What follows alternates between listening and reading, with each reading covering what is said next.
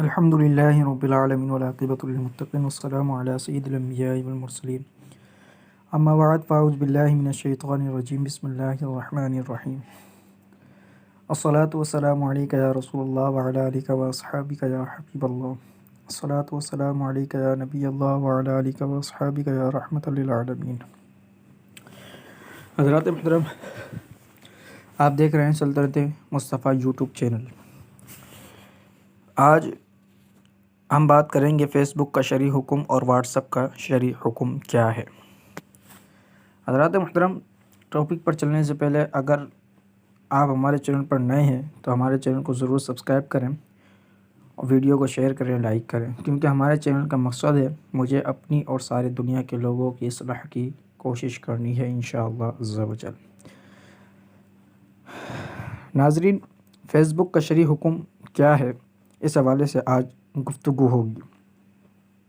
دعا اللہ تبارک و تعالیٰ کی پاک بارگاہ میں اللہ تبارک و تعالیٰ ہمارے لیے یہ مسئلہ سمجھنا اور سمجھانا دونوں کو آسان بنائے۔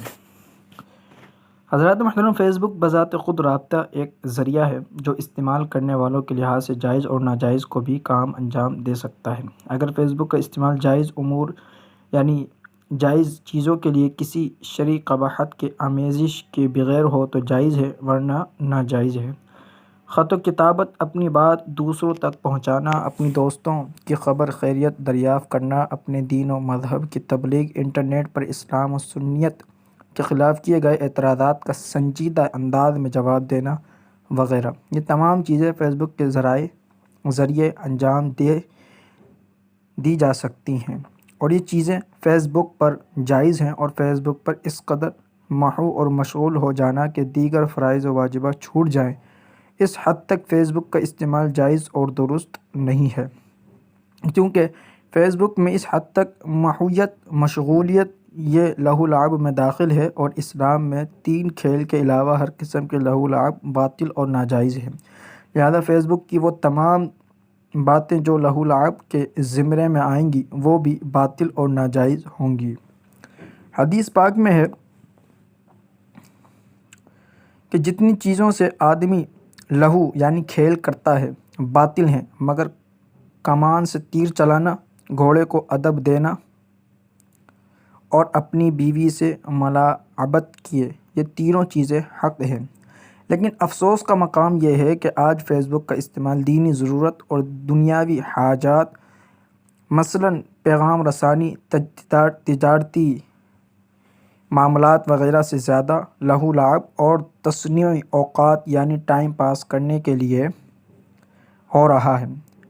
آئے اس سلسلے میں شریعت مطہرہ کا حکم ملاحظہ کیجیے۔ علامہ ابن حجر عسقلانی علیہ رحمہ لہو و لعب سے متعلق لکھتے ہیں کہ مطلقاً کسی بھی کام میں مشغول ہونا لہو و لعب ہے، خواہ فی نفس ہی وہ کام جائز ہو یا ناجائز۔ مثلاً اگر کوئی شخص نفل نماز، ذکر و اذکار، تلاوت قرآن اور اس کے معانی کے اندر غور و فکر کرنے میں اس قدر محو اور مشغول ہو جائے کہ قصداً فرض نماز کا وقت نکل جائے تو وہ بھی لہو ہے یعنی برا ہے۔ جب جائز چیزوں میں مشغولیت کا یہ حکم ہے تو پھر ناجائز چیزوں میں حد درجہ مشغولیت کا کیا حکم ہوگا؟ فتح الباری شرح صحیح بخاری جلد نمبر 12 صفحہ نمبر 328 میں یہ بات درج ہے، یعنی جب جائز کام میں مشغولیت اس حد تک بڑھ جائے کہ اس سے قصداً فرض و واجبات چھوٹ جائیں تو یہ جائز کام بھی ناجائز ہو جاتا ہے۔ تو جو کام فی نفس ہی ناجائز ہے، اس میں اس حد تک مشغولیت تو اور بڑا ناجائز کام ہوگا۔ ہدایہ میں ہے کہ ہر لہو و لعب ناجائز و حرام ہے۔ عام مشاہدہ ہے کہ ہمارے مسلمان نوجوان فیس بک میں اس قدر مگن اور مشغول رہتے ہیں کہ قصداً فرائض و واجبات ترک کر دیتے ہیں، لہذا اس حد تک فیس بک میں مشغولیت اور انہماک و اشتغال ناجائز ہوگا۔ فتاوی عالمگیری میں ہے کہ لہو و لعب بالاجماع حرام ہے۔ اسی طرح فیس بک اکاؤنٹ پر اپنا یا کسی جاندار کا فوٹو اپلوڈ اور شیئر کرنا، اجنبی اور غیر محرم عورت سے دوستی کرنا، اسے چیٹ کرنا وغیرہ ناجائز و حرام ہے۔ فیس بک کے ممبران اپنے نجی پروفائل میں دنیا بھر کے جانداروں کی تصویریں محفوظ کر کے رکھتے ہیں اور اپنے دوستوں کو دکھاتے ہیں، یہ بھی ناجائز ہے۔ جس طرح جاندار کی تصویریں کھینچنا اور کھنچوانا جائز و حرام ہے، اسی طرح جاندار کی تصویریں رکھنا بھی ناجائز ہے۔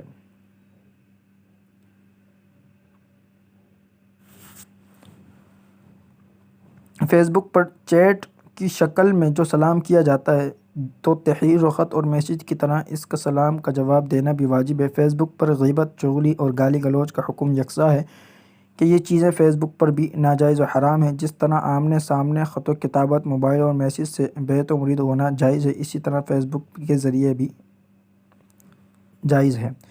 واٹس ایپ کا شرعی حکم بھی یہی ہے، جو حکم فیس بک کا ہے وہی حکم واٹس ایپ کا ہے بھی ہے۔ جو چیزیں فیس بک پر جائز ہیں وہ واٹس ایپ پر بھی جائز ہیں، اور جو چیز فیس بک پر ناجائز ہیں وہ بھی واٹس ایپ پر ناجائز ہے۔ واللہ اعلم بالصواب۔ دعوانا الحمد للہ رب العالمین۔